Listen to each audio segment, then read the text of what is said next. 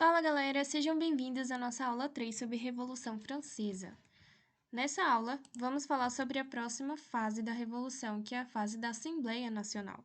Vimos na última aula que, com a queda da Bastilha, os revolucionários tinham mandado uma mensagem para o rei, que, querendo ou não, a revolução aconteceria e que, se ele fosse esperto, ele iria, contribuir, ficar quietinho e contribuir.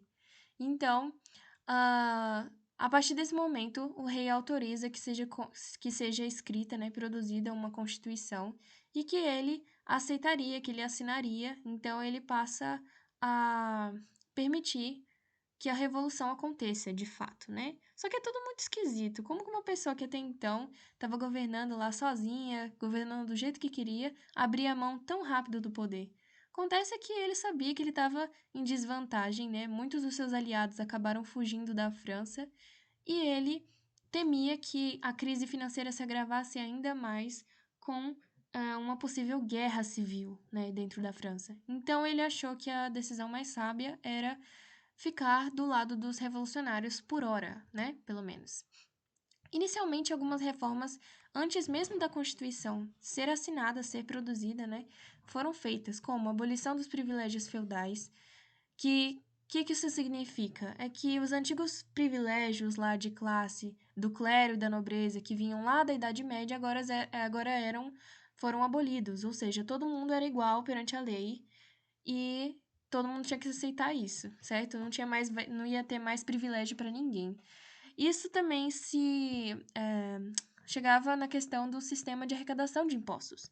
Além de padronizar, né, não ter mais aquela taxação desde a era feudal, a gente vai ter um padrão de impostos e todos vão pagar igualmente, independente de ser do clero, ser nobre, ser camponês.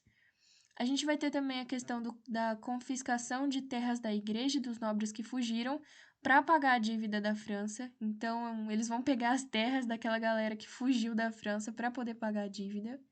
A gente vai ter também a separação e a subordinação da igreja, que vai ser um marco muito grande. Lembrando que na Idade Média a igreja era a instituição mais poderosa e durante a Era Moderna ela meio que justificou o poder real, né? Toda aquela questão do direito divino dos reis. Então, nesse momento, a igreja ela vai ser subordinada ao Estado, ela não vai mais ter interferência política. Tanto que vai ser, né, feita uma constituição diretamente para o clero, em que eles têm uma série de obrigações para cumprir, né? E como, por exemplo, a questão de funcionários públicos. Eles se tornaram funcionários públicos, agora eles tinham que pagar ao Estado também. Então, enfim, são reformas iniciais que vão fazer aí toda a diferença. Antes mesmo da Constituição sair, os revolucionários eles redigiram a chamada Declaração dos Direitos Humanos, quer dizer, perdão, gente, Declaração dos Direitos do Homem e do Cidadão, em 1789. Essa declaração ela vai ser muito importante, ela é importante até hoje porque ela influenciou outras declarações e principalmente a Declaração Universal de Direitos Humanos, né? Ela vai ser uma inspiração. Essa declaração ela vai ter ideais iluministas e também interesses burgueses. Vocês já vão entender por quê. Uma das primeiras declarações desse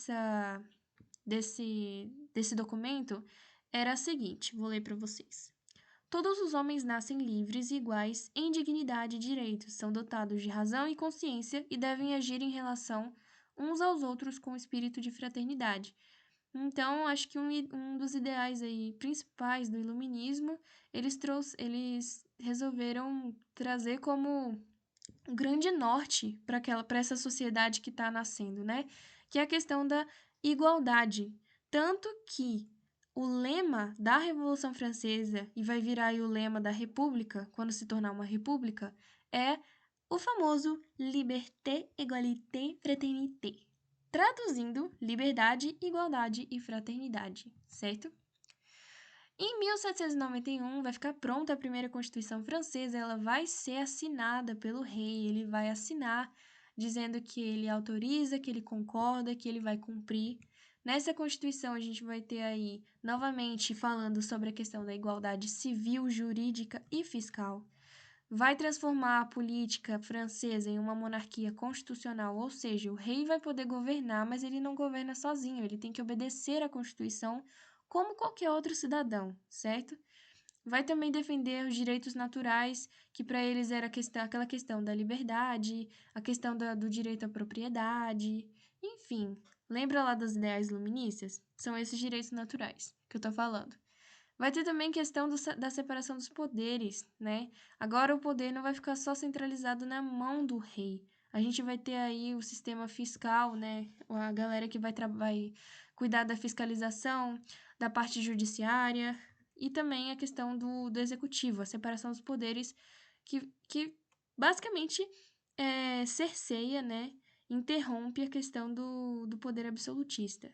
E mais importante ainda, que é um grande avanço para essa sociedade que até pouco tempo vivia um sistema absolutista, em que as pessoas não tinham participação política, basicamente, a palavra final era sempre do rei, do monarca, é a questão do voto.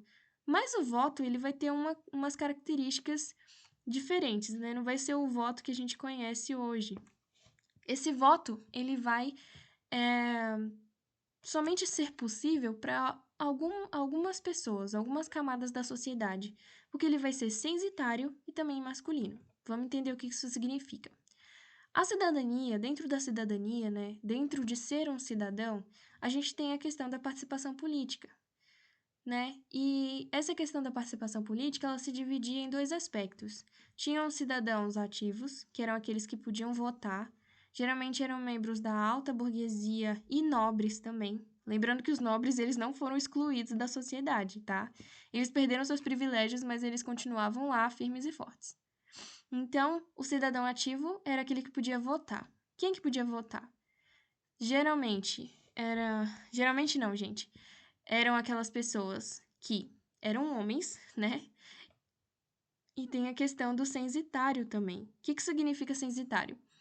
Que você tinha que ter determinada renda comprovada para poder votar. Então, só aquelas pessoas que tinham renda fixa acima de um determinado valor lá determinado por eles poderia votar e era considerado então um cidadão ativo. Já o cidadão passivo eram as mulheres, os camponeses, enfim, pessoas, em geral, o resto da população, mas eles eram passivos porque eles não tinham participação política, né? Ou por não serem homens, no caso das mulheres, ou por não terem renda fixa, ou uma renda que permitisse que eles participassem. O que acontece? Esse tipo de voto, né, essa determinação de voto, acabou excluindo 85% da população, dentre mulheres, camponeses, artesãos, trabalhadores urbanos. Então, isso vai ser um grande divisor de águas dentro do próprio movimento, porque o povo que desde o início, né, que foi a grande frente de batalha, que foi para a rua mesmo, foi como é que se diz? Foram aqueles que levantaram mesmo a foice e foram para cima, né? Foram os mais ativos. Acabaram sendo excluídos quando se chegou na parte de ter direitos, né? Então isso vai fazer com que o próprio movimento se divida. A gente vai ver isso mais para frente na próxima fase. Então, na próxima aula, galera, a gente vai falar sobre algumas disputas que vão acontecer, algumas traições e também vamos falar sobre uma personagem muito importante da Revolução Francesa, a guilhotina. Sim, gente. Na próxima aula tem muitas coisas, muitas novidades. Espero que vocês tenham gostado. Esse é o fim da aula 3. Na semana que vem a gente vai ter mais alguns episódios sobre a Revolução Francesa. E é isso aí, galera. Só lembrando que esse é o conteúdo do simulado, né? É só até a página 7, é o capítulo 5, só até a página 7. Eu espero que vocês tenham gostado dessa aula. Eu fico repetindo isso o tempo inteiro, né? Mas me fala, gente. Manda mensagem lá no fórum me falando o que vocês acharam. E é isso. Qualquer dúvida, estarei por lá respondendo vocês. Um beijão e até a próxima.